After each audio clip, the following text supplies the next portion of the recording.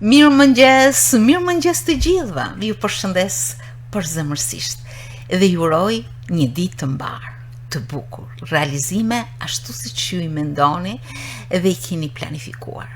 Sot programin do ta drejtojmë në një vëmendje shumë me vlerë, do të thosha, siç është kushina, e cila lidhet direkt me ushqimin edhe me shëndetin. Natyrisht një kushinë që plotëson nevojat me lëndë të mira ushqyese është direkt kontribuese e një shëndeti të mirë. Tradita, por edhe sotmja.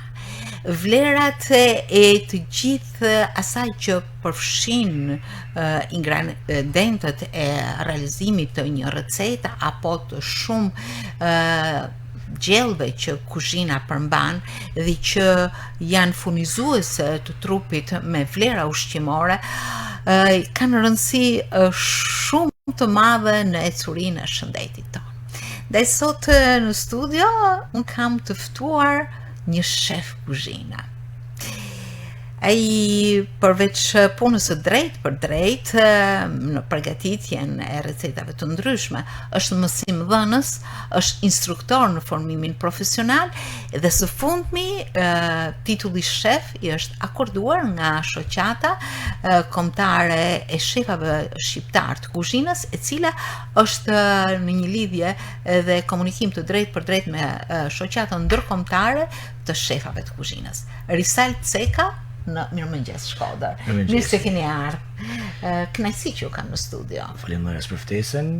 Faleminderit jo vetëm për këtë rol, por për shumë rol tjera që ju na gjendin e afër tek shkolla, tek promovimet tona, tek reklamat që na bëjnë për shkollën, për nxënësit, për aktivitetet, ne ju kena gjithmonë afër. Po ju jeni një shkollë publike dhe natyrisht me gjithë këto aktivitete nuk bëjmë gjë tjetër, veç se shprehim një motivim të shumë të bukur që kanë nxënësit në formimin profesional.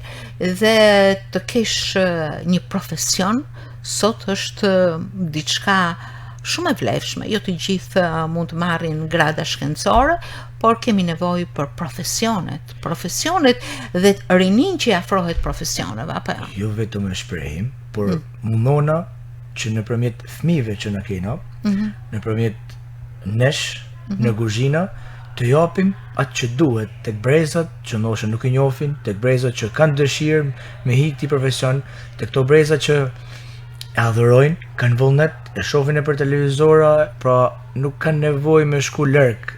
Unë sa nuk kanë nevojë me shku shumë larg, sepse kanë çdo gjë në vendin e tyre, në derë shtëpi, si thojmë na. Sa që e bukur.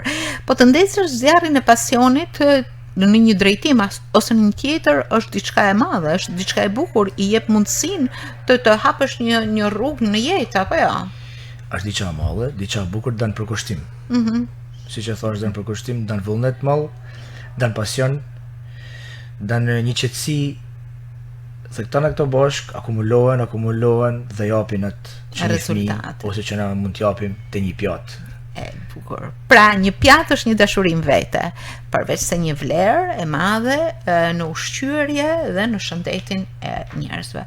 Do ta shohim, besoj, kushinën dhe ushqimin në një prizëm shumë praktik dhe të domosdoshëm, po në fillim dua t'ju uroj së fundmi jeni përfshirë, jeni shkuar në gjirin e atij komuniteti profesional siç është shoqata e shefave të kuzhinës. Jo më kot unë ju kam prezantuar si shef dhe do t'ju thras me shef Risalti. Faleminderit, ishte gjë e bukur. Para 2-3 javë nolli kjo punë që antarësova në pjesën, domethënë, në shoqatën e shefave të Shqipërisë, ku është pjesë ose aneks, mund të thojmë, e shoqatës internacionale të World Chef. Pa shefat tonë botës. Çfarë do të thotë kjo për ty? Arritje, me një fjalë vetëm arritje. Bravo. Po arritjet nuk vinë vetëm. Janë shumë fjalë tjera përpara se sa të shkojmë te arritja. Pra, gradualisht me shkollë të ndryshme, me vështirësi që mund të hasin jetën e përditshme, me punën tonë, me nxetin që na ka filluar nxeti tash këtë kohë, me ftoftin, me çdo gjë, në fund krejt. Është diçka bukur kur arritet kur arrihet. Vërtet keni një profesion shumë të bukur, por dhe sfidues, sepse me sa shohun po merr një interes shumë të madh restoranti,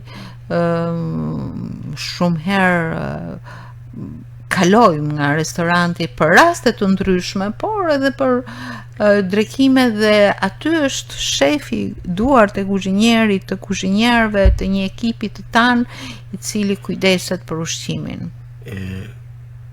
Restoranti këto kohë të fundit është modernizu, jo vetëm nga ne që mund të thojmë që mund shkojmë pim një kafe, mund të hanë diçka të vogël, por shoh që restorantet kanë dalë mod, nuk drekohen më nëpër shtëpia, nuk bëhen më raste nëpër shtëpi, si kena bë dikur, kena thirrë 15 vet, 20 vet. Në gjë. Unë bëj një kosto, unë bëj një llogari kostot, aty del, ndoshta del dhe më lirë në një restorant, nuk strapacohesh siç thojmë na, nuk bëhen lamsh, nuk sidomos gratë herë nuk gratë janë pjesa e enve. Edhe këto grumullohen bashkë, restoranti është gjoja më e lehtë dhe thjesht për një rast. Por kjo do të thotë përgjegjësi shumë të madhe, sepse një menu, një ushqim, një pjat, një kuzhinë duhet të kalkuloj mirë atë çfarë jep për të fituar besimin tek klienti, tek ata që e vizitojnë dhe që u shërbehet. Aty janë balancat në mes asaj që jepet në ushqim, aty janë ndoshta të menduara mirë proteina, yndyrna, karbohidrate, vitamina, fibra, aty është mishi, janë zarzavatet, aty është zjerja, pjekja, skuqja, janë shumë rubrika që shumë vërtet, sepse rastet nuk janë vetëm ditëlinje, nuk janë vetëm martesa, fejesa, por janë dhe shumë raste tjera, prandaj na duhet të pas kujdes në ndamjen dhe shijen dhe kryesisht në group motion e secilit person, klient që vjen në restorant, sepse do të ndajmë pjesën. Na vijnë shumë klienta që ndoshta janë alergjik, na vijnë shumë klienta që janë ndoshta vetëm me pjesën e perimeve, hanë vetëm mishin, pra i kena të ndamë dhe duhet të ketë kujdes maksimal, sidomos në këtë rast edhe sidomos në përgëzime, mund të thojmë dhe pjesë tjera, raste tjera familjare, por sidomos në këto kur ai vjen në restorant dhe do më bë, sa të bën çat dush, unë do më kanë në rregull dhe do më dali kënaqën.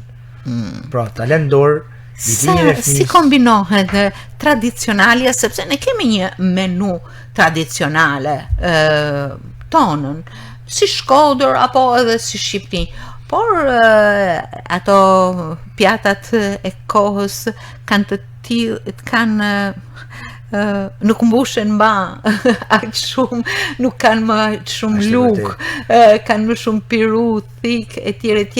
Po të gjitha këto janë shërbim të kësaj që quhet, të këtij që quhet organizëm, të këtij që quhet metabolizëm, që i kërkon të gjitha, Para disa kohëve filloi dhe iku pjesa e luks në restorante, në familje, por shoh që këto vitet e fundit rikthye dhe herë. Rikthye dhe herë kuzhina tradicionale, rikthye dhe herë pjesa e luks, sepse një person nuk mund të vazhdojnë ushqimin, nuk mund të ulet drejt pos hangë një supë.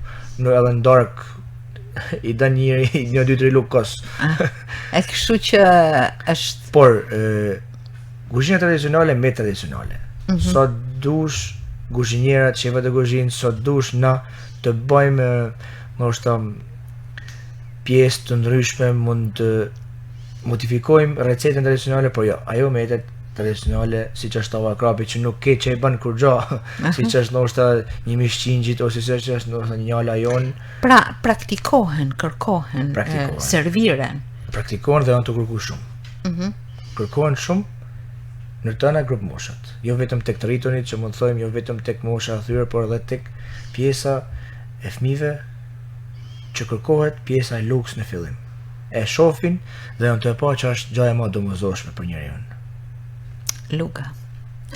E vërtet, është shumë unë jam një ndër gratë, por që e shumta të Shkodrës që në familje gatuej, dhe mendoj shumë këtë që të kombinohet, mos kemi ushqime që përdorin vetëm pirunin dhe janë në një farë mënyre të thata. Ndikohet shumë tek shëndeti, tek Shumë dëmshme pjesa e thatë. Unë e shoh me vedin, unë e shoh dhe me vedin, shumë e dëmshme. Ose në darkë mund të është diçka thatë, por gjumin nuk e bën rahat. Provoje me e bë gjumin me një supë përpara dhe ashtu dëgjosh këto shifet. Ja pra sa kujdes që edhe një kuzhinier, edhe një shef kuzhine duhet të ketë në fokusin e tij për të sjell pjata të mira, të shijshme, por të shëndetshme. Dhe kështu kur themi fjalën keq ushqyerja mund të mos thohet se nuk ka ç'a me hangër, po nuk ka ditë se ç'a me hangër, Kjo është vërtet. Shumë njerëz gabojnë, siç e thë dhe ju, gabimi është ajo që çon ndoshta jo mrapa mas 1-2-3 ditëve, por mos shumë kohësh shef gabimet që ke bë para disa viteve. Keq ushqyerja e njerëzit. Si përpiqeni ju, për shembull, natyrisht bazë në kuzhinë është mishi, besoj se ka shumë mundësi për ta gatuar mishin dhe cila është fokusi i saj tek zjerja, pjekja apo nuk e di. Mishi, mund të thoj mishi, por jo dhe mishi. Baza mishit mund të jetë ndoshta në një vend malor, në një vend kodrinor, por peshku mund të thojmë është bregdet, peshku është në Shirok, sepse nuk mund të shkohet me hangër velipoj mish ose në Shirok me hangër Bërzoll ose Briviçit. Secila zonë, dhe këto është gabimi prapë i njerëzve që bëjnë, sepse ngatrohen vendet ku në duhet me shku me hangër.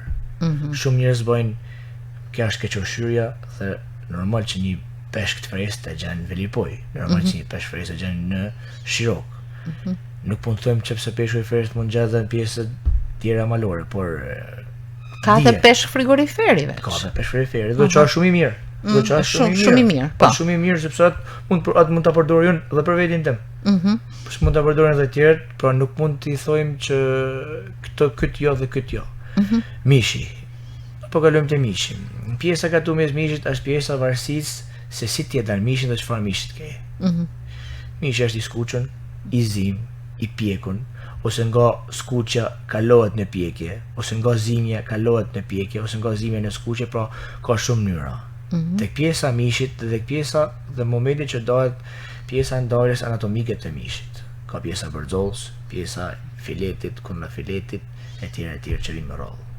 Të gjitha këto jo vetëm që nuk përjashtohet një kuzhinier apo një shef kuzhine, po përkundrazi luan një rol shumë të madh në përzgjedhjen e pjesëve anatomike që mishin këtë rast. Kuzhinieri bashkë me klientin, sepse klienti bën përzgjedhjen se që do në hangër.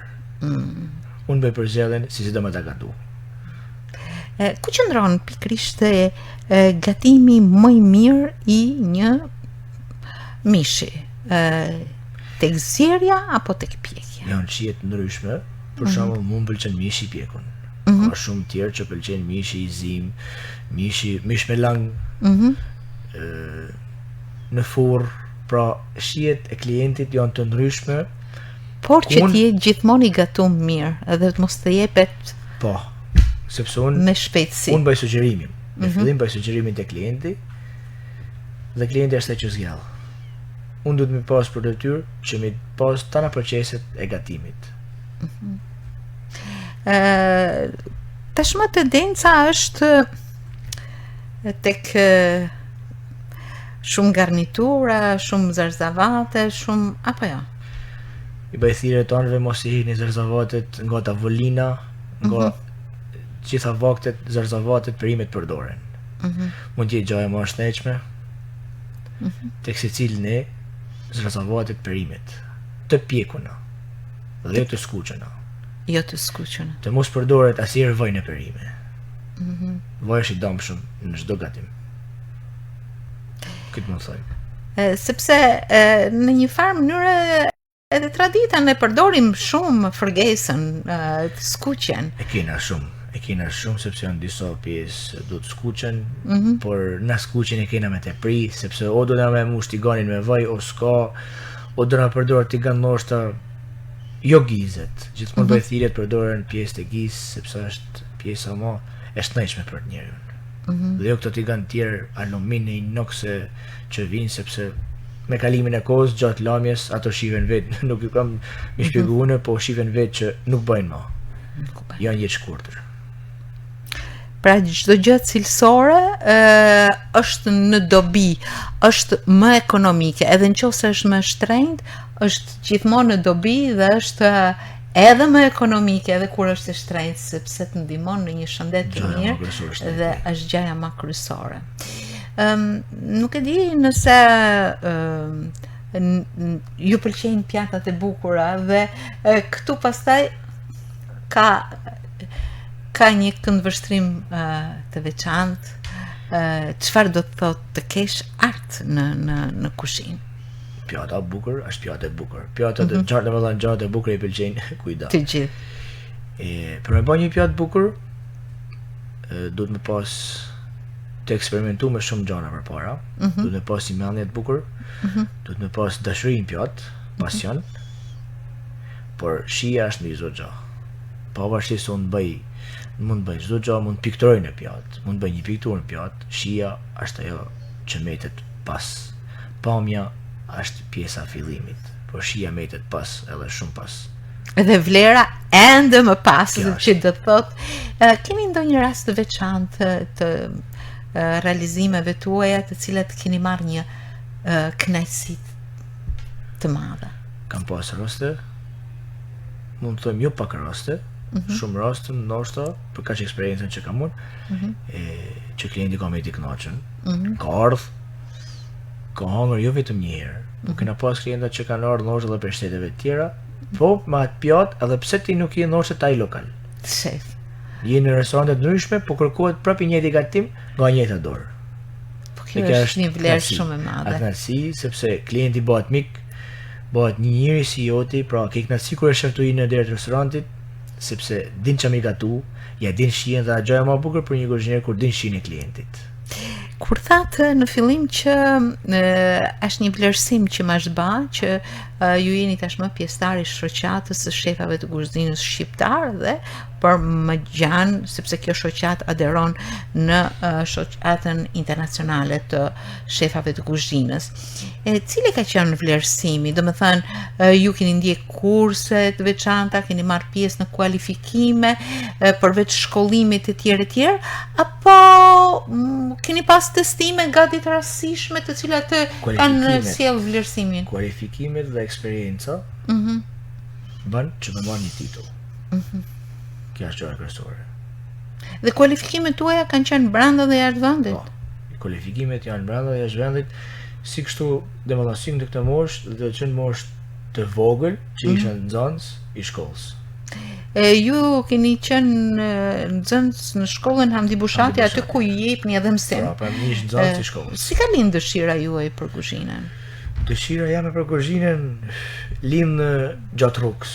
Në fillim duket e frikshme, duket e malle, kur shka një kuzhinë shef njerëz, shef kallabllek, thu nuk është për mu. Shumë herë, jo vetëm unë, por edhe eksperiencat të tjerëve që kam dëgju, mund është me dhënë ndërheqjen, pra tërheqesh mrapa, sepse ke frikë mi hi kësaj rrugtimit. Por ja që rrugtimi është. Kush ka ndiku tek ju?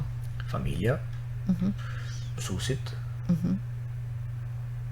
Familja mësuesit, të janë gjërat më kryesore, sepse mund të thojmë dhe shok, shoqëria, por në shoqëri ka disa që thojnë lene ose vazhdoje.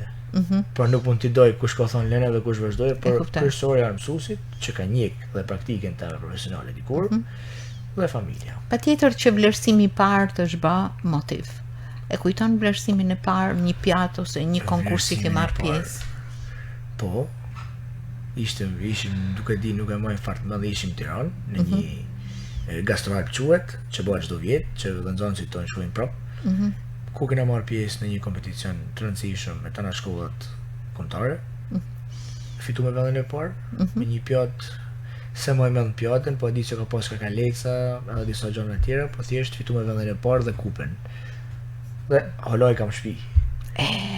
Kjo është që matmën. Kjo që matmën. Natyrisht kur merr përsipër një gatim ose një kuzhinë ose një rast në një restorant, keni pas vetes edhe të tjerë që punojnë në kuzhinë, por shefi jeni ju.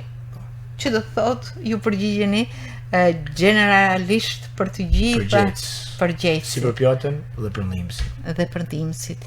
Si sa e nevojshme është që të kesh një ndihmës apo edhe gjithë ekipin në favor? Po ekip nuk punohet. Ekipi është dora e djathtë dhe e majt e një shefit kuzhinës. Ekipi është familje ndoshta për ty. Ekipi është pra gjë e rëndësishme për karrierën tënde gjatë gjithë rrugës. Ju ka taku për shembull që masi keni servir një pjatë komplet ndoshta ekipi, sepse këta kena pa në film apo unë e du kështu live nga ju, të vështroni se si reagon klienti dhe çfarë impakti po ka pjata apo gjella. Në kuzhinat e hapuna, ku kena pas mundësi punë në kuzhinat e hapuna, shumë mirë kur shkojnë pjata dhe tash no, shumë mirë kur shkojnë pjata, shohim në momentin që fut pirunin dhe luken direkt te goja, çfarë ndjesie ti jep. Pra, klienti shihet në buzëqeshje dhe tek syt. Dhe tek vetullat. Lëvizja vetullat dhe syve jep dhe. Po unë mendoj